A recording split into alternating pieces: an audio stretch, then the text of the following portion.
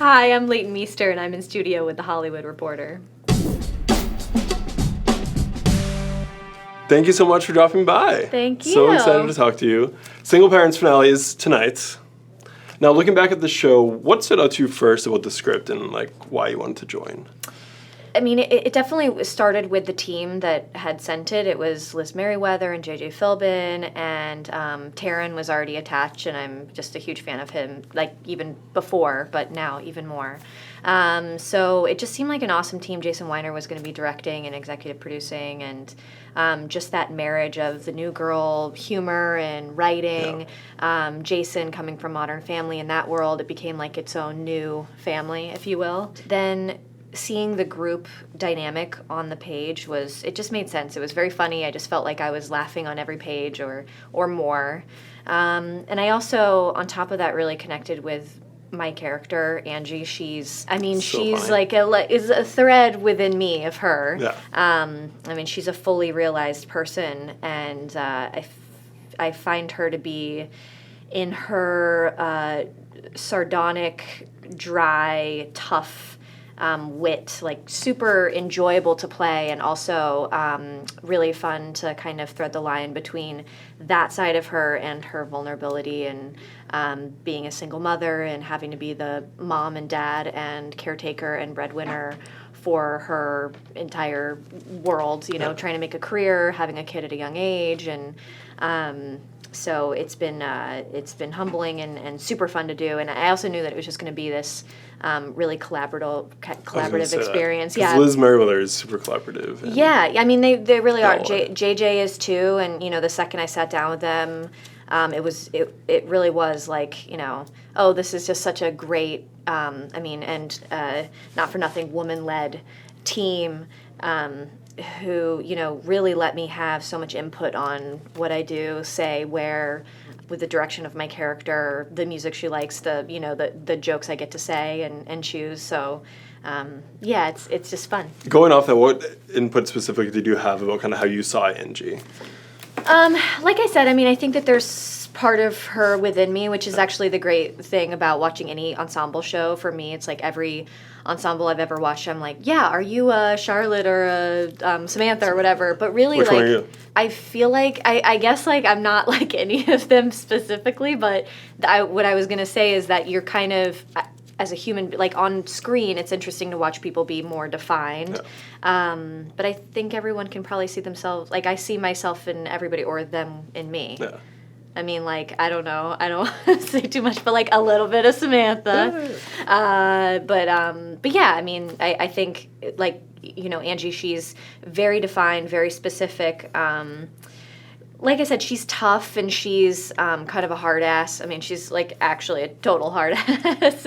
I do relate to her in that way to some extent, because I know that, chasing a career and having to sort of go head-to-head against men in your workplace and taking care of a kid and trying to be there for them, all that, seems relatable to some extent probably for every woman, especially mothers. Yeah, the other side of her is this vulnerable, sort of facet that I probably just naturally have more. I think I probably cry more than she does, but that's why it's fun to play her. She's more tough. Get in here, bitch. Welcome to Girls' Night! This is Girls' Night? It is now. Now, with any bond with a parent and their child, obviously it's special. But with the show, I grew up with a single mom. So, Angie and Graham's relationship was really, touching. Obviously the show's hilarious, but I got emotional sometimes watching them. Oh, really good. Can you kind of talk about why it was important to kind of show the dynamic of single parents? And well, I think that it's cool, just even the title. It's comforting. Yeah. I think, it's definitely something that, we're broadcasting that this is what the show is about, and it's not something that's been done before, surprisingly, because that is what at least half of this world is people who've been divorced or haven't, their relationships haven't worked out and they're raising their kid either half the time or all on their own. So I think that exploring that has been interesting. Hopefully we're doing it justice, because I think that we do explore how insanely hard it is, and I know as a mom, but not a single mom, that it is the hardest job in the entire world, and I can't even imagine not having help, like somebody to go to for the good things and the bad things, and to just be like, I need a shower or take the baby. It must be absolutely insane, and the fact that Angie has done it and found an amazing group of friends. And of course, we try to lighten it and make it relatable and fun. And I think the other part of it that is interesting is the fact that they are single, so it's like a wish fulfillment, like there might be some romance, like it's like a swiping Tinder but on a sitcom. So they have kids, and and they're also, the kids are very much in the foreground, which I appreciate, and I talked early on to the producers and writers about that. Whenever you watch a sitcom, it's like the moms have perfect hair and makeup and their wardrobe, and someone knocks on the door, and I'm always like wondering, where the hell are their dogs barking and like their kid like screaming or talking to. It's like they're very much in the foreground. They have their own storylines, and of course they're speaking very adult-like in a lot of these scenarios because they're just funny. They're comedians themselves. It's very sweet. A lot of our storylines do end up being very sweet, especially Graham and Angie. I think that he in real life is very much like that. Like he's like spunky because he's a little kid actor, so he's like a little more, I don't know, he's a little bit more aware, but he's just the sweetest kid, and I am really lucky that I get to be his mom. For you and Taryn, what is the key to kind of getting this on-screen chemistry right? What would you say? I think it's something you can't really make up or put your finger on. I think very early on, it was obvious to, I think, both of us, certainly to me, that he's, that we work well together, that we can certainly be friends outside of work. He, in a sort of unusually, does not have, or at least does not lead with his ego. He's really just about making the show and the scene better and helping me and sort of pushing me forward and making me feel comfortable, and that's when I feel like I'm my best, is when I feel relaxed. And he's just a very supportive, in tune person, and a lot of like the shenanigans that you see on screen, I think it is just an extension of what we're doing. That's so funny. And a lot of like inside jokes that have just somehow made it onto film. That's so great. Are you a Slayer fan like Angie, per se? Or? No, I'm not. I'm not at all. I don't know why I said that originally to everybody in the room. I was like, it'd be cool if Angie was really into Slayer. And they were like, yeah, that'd be cool. And then they've like really run with it, and I had to sing a Slayer song and belt it out. And do headbanging and like injure myself.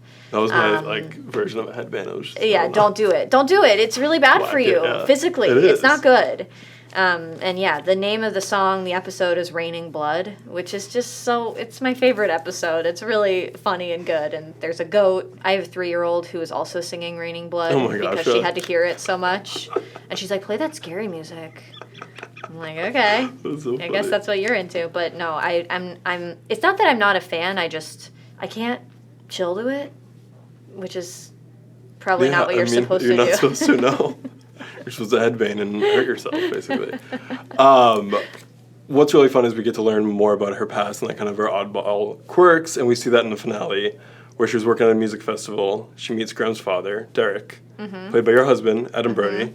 How excited were you to have him kind of join the show for the finale? And it's a wonderful, great, lovely thing. Yeah. It's like he's my best friend, and I want to work with him on everything, and I think he's the best in everything. And having him come on to set, I had been there for like 8 months, and I went there every day and was like, bye, I'm going to work. He's like meeting your family.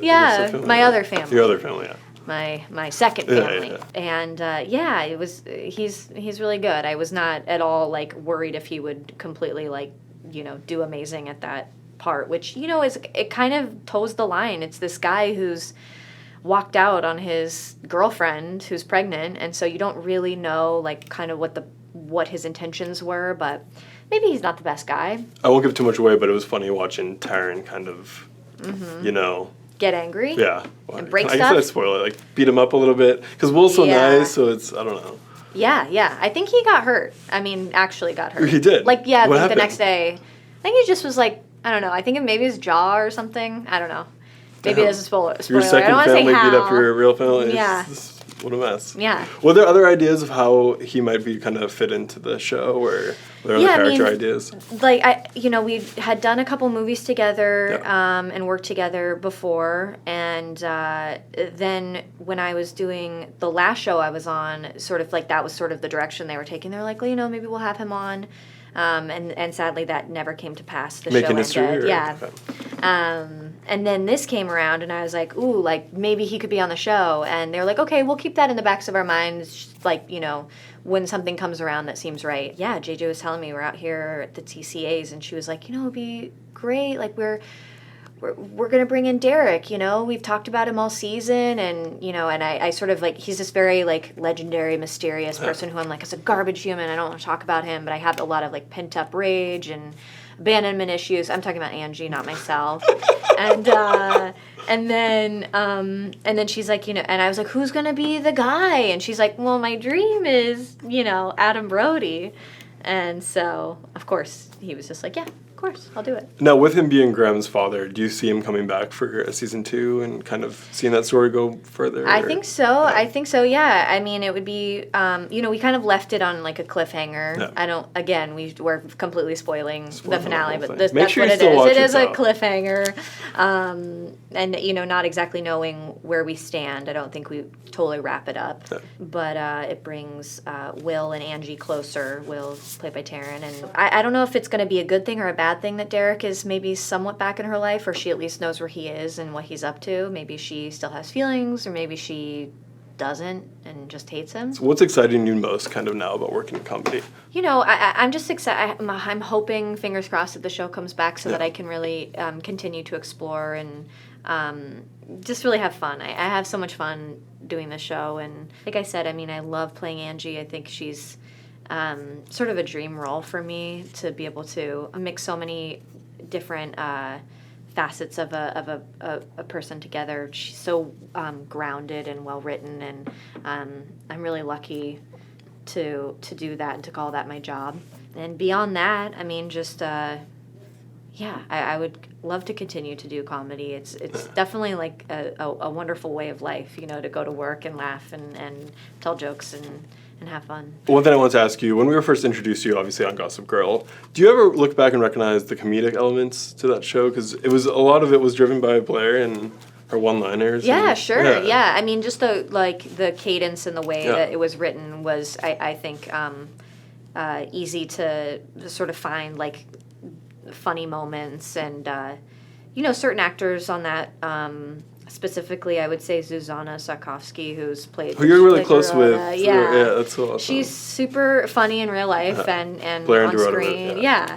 And Margaret Colin, who played Blair's mom, she's very funny. And, I feel like those specific relationships where you could kind of... There was so much history and shorthand and... but I think those were the scenes that I had the most fun with. That's awesome. You were also recently on The Orville. How was that singing on the show? Oh, yeah. That was, there was some that's what I was trying to music, think, too. Angie needs to sing on the show, yeah. Yeah. Well, no, I think that character on The Orville was... She's a singer, and Angie's not. And I like that. I like that she's not a singer. Like, she's not good. Now, for season 2 of Single Parents, which we hope we get. This is a plug. This is why I'm here. This is exactly why you're here. What do you want to see? Like, what else do you want to see kind of happen? Well, I think we sort of planted the seeds of maybe there could be feelings between Angie and another character. And I think it may be obvious to some people. The two people I think it's the least obvious to is Angie and this person. Where they're just sort of like, what? Yeah. They sort of like kind of have feelings for each other, but they're friends. It's complicated. We'll probably bring music in as well. I think that is something that we've had here and there on the show, and I think exploring Angie's relationship with Graham and Graham's dad, I think would be really sort of fascinating, because Graham is like all at once like a little mama's boy and a Casanova, which maybe Casanovas are all little mama's boys. I don't know. He brought a bunch of cologne to the camp. Exactly. He's kind of like becoming a man, and I think Angie has to come to terms with that. Thank you so much for being here. Seriously, this is great. It's so great talking with you. Yeah. Make sure to watch the Single Parents finale tonight on ABC.